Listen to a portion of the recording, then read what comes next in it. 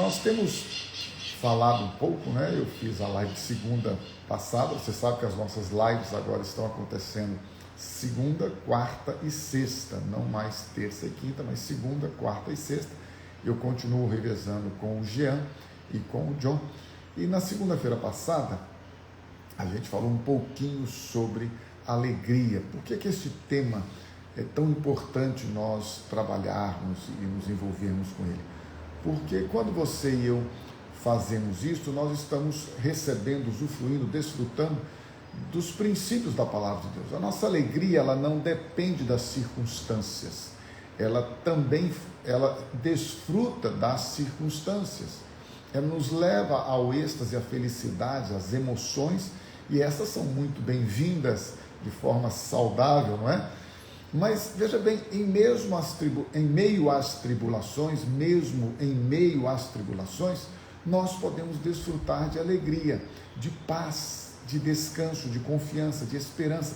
Isto aqui move a nossa vida, gente. Isto aqui traz para você e para mim a certeza, a convicção, pelo menos para a minha vida, de que nós decidimos crer no Evangelho, por ele estamos vivendo pela palavra de Deus. Eu tenho insistido muito nisso, sabe?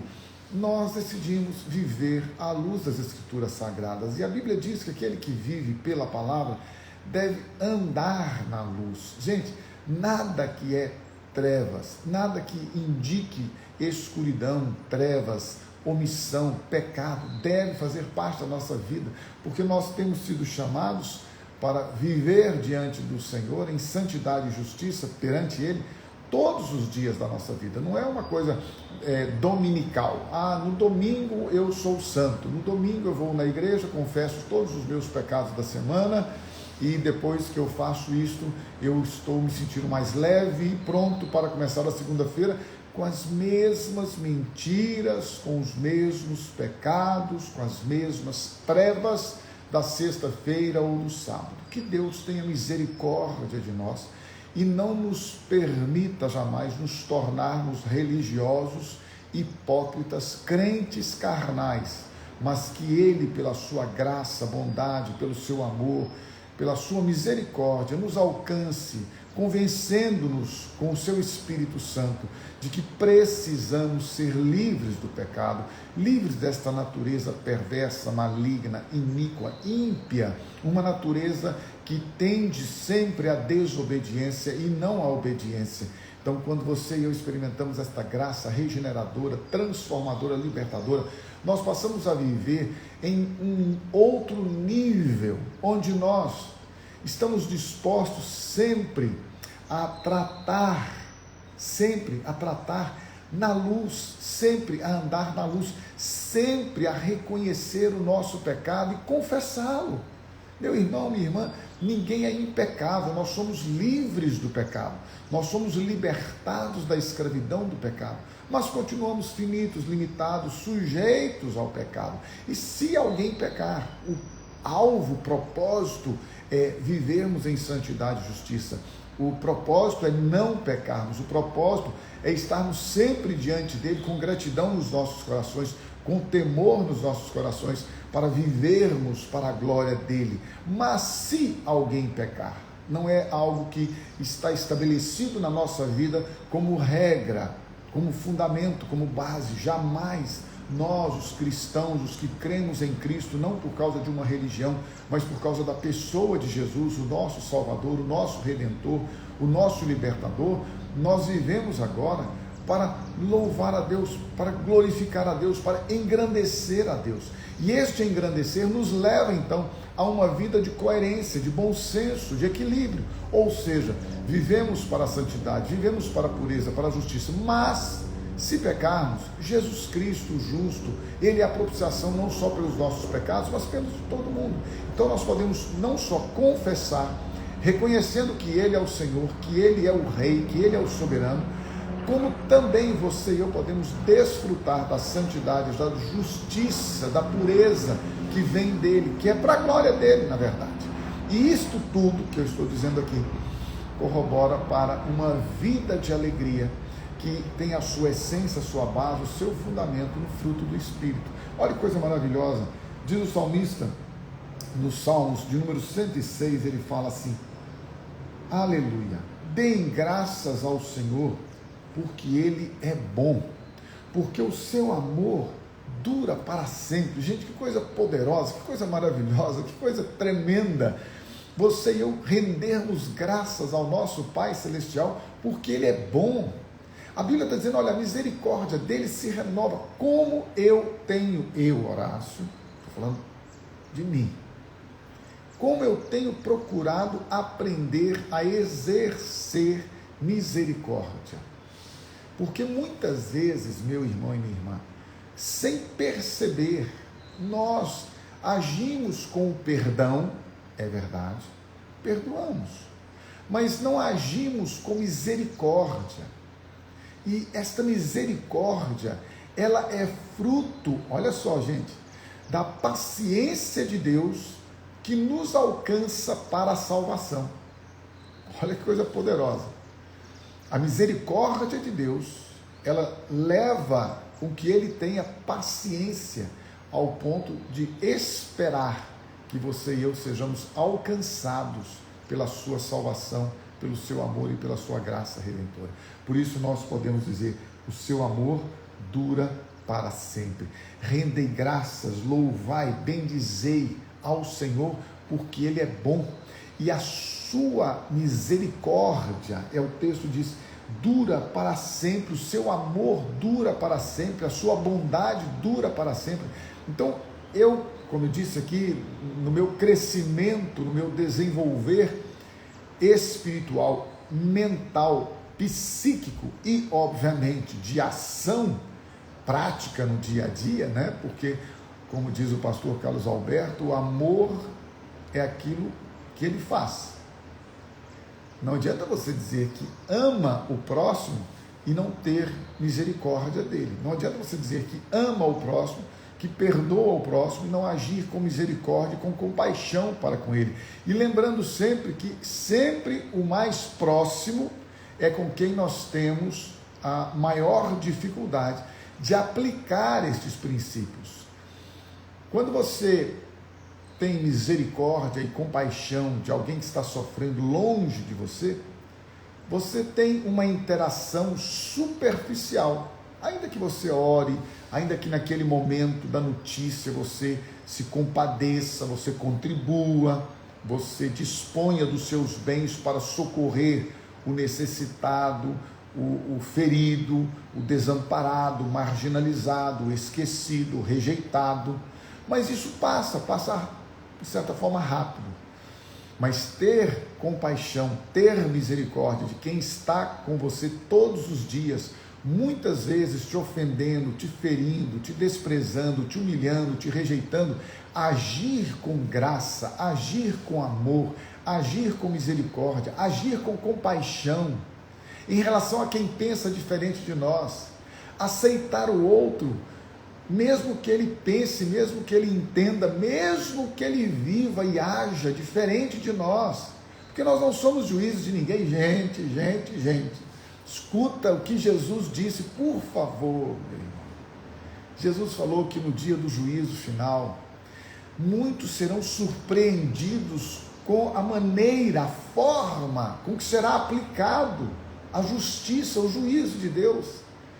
E alguns vão dizer, não, mas eu estava na igreja, eu estava no templo, eu orava de forma maravilhosa, eu era reconhecido pelos homens como alguém que jejua, como alguém que ora, como alguém que estava nas esquinas proclamando o evangelho, como alguém que fez sinais, maravilhas, expulsou demônios, fez prodígios, e esta pessoa estará ali diante do juiz naquele dia, e ele vai ouvir de Jesus, aparte-se, vá para lá, não tem nada comigo, eu não te conheço.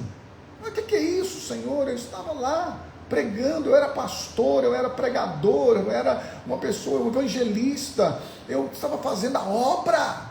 Jesus vai dizer para nós, não te conheço não, porque eu não tenho relação com iniquidade, com impiedade, com pecado, eu habito naqueles que são santos, naqueles que são edificados como homens e mulheres santos e santas de Deus. Eu conheço aqueles que, apesar de não terem percebido, olha só, gente, que interessante, naturalmente agiram. Jesus disse: eu conheço aqueles que foram visitar os enfermos, que acolheram o necessitado, aqueles que fizeram as coisas sem querer nada em troca. É muito pesado isto, não é? Então, cuidado com a sua, eu digo isso a partir de mim mesmo, religião, religiosidade, fé, crença. Meu irmão, minha irmã, só uma coisa eu peço a você, e é o que eu tenho buscado para a minha vida: que nós possamos nos manter fiéis à palavra de Deus.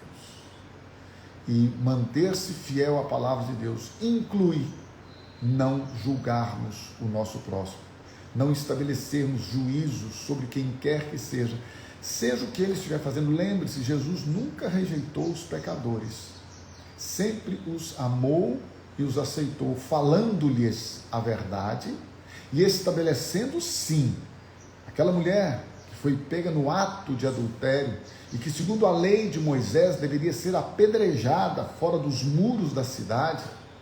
Aquela mulher, quando Jesus então estabelece a compaixão, a misericórdia, a graça, a libertação, a salvação sobre a vida dela, não só das acusações, não só do apedrejamento, mas Jesus diz para ela: perdoados são os teus pecados, vá agora e não peques mais. Lembre-se disso. Jesus sempre acolheu os pecadores, mas sempre tratou com muito amor, compaixão, misericórdia, graça, mas ensinando, dizendo: não há relacionamento, não há relação entre o pecado e a minha vida e a minha salvação. Portanto, nós precisamos entender, receber para a nossa vida, que o que Deus quer é nos transformar, nos colocando diante dele, em justiça, em santidade, em pureza, experimentando este amor que dura para sempre. E isto fará de você, fará de mim, fará de nós, pessoas alegres. Uma alegria que não depende, como eu disse aqui, das circunstâncias. Uma alegria que vem como fruto do Espírito Santo que habita em nós. Ao ponto da Bíblia dizer: vocês são selados, vocês estão selados com o Espírito Santo da promessa. Portanto, diz a palavra de Deus, não entristeçam o Espírito Santo, não deem lugar ao diabo, vigiem, orem em todo tempo, estejam atentos, porque lembre-se, meu irmão e minha irmã, a alegria do Senhor é a nossa força, Ele quem nos alegra, Ele quem nos dá a verdadeira felicidade, Ele quem nos dá a verdadeira vida e vida abundante, Ele quem faz com que você e eu sejamos supridos e tratados no mais íntimo da nossa alma, da nossa existência, do nosso ser, para que experimentemos a sua vida, a sua glória, a sua plenitude e sejamos, você e eu, satisfeitos, supridos, atendidos em todas as nossas necessidades, sejam elas espirituais, sejam elas emocionais, intelectuais, psíquicas, físicas, orgânicas, financeiras, profissionais, não importa. Deus é o Deus que supre todas as nossas necessidades, em todas as áreas, em todo o tempo, em todo lugar, e tudo isso é para nossa alegria, provisão de alegria, de paz, de regozijo, porque, como eu disse, a alegria do Senhor, ela vem em nós e ela vai passando pelo nosso espírito, pela nossa alma e traduz no nosso corpo a alegria do Senhor, que renova a cada dia a nossa vida, a nossa esperança e que nos dá, a você e a mim, o prazer de viver. Eu tenho já dito, quem me conhece, eu quero viver muito. Quantos anos o Senhor quiser me dar, espero que muitos ainda, eu quero viver nesta terra, pregando o Evangelho, anunciando as boas novas, proclamando a salvação em Cristo Jesus.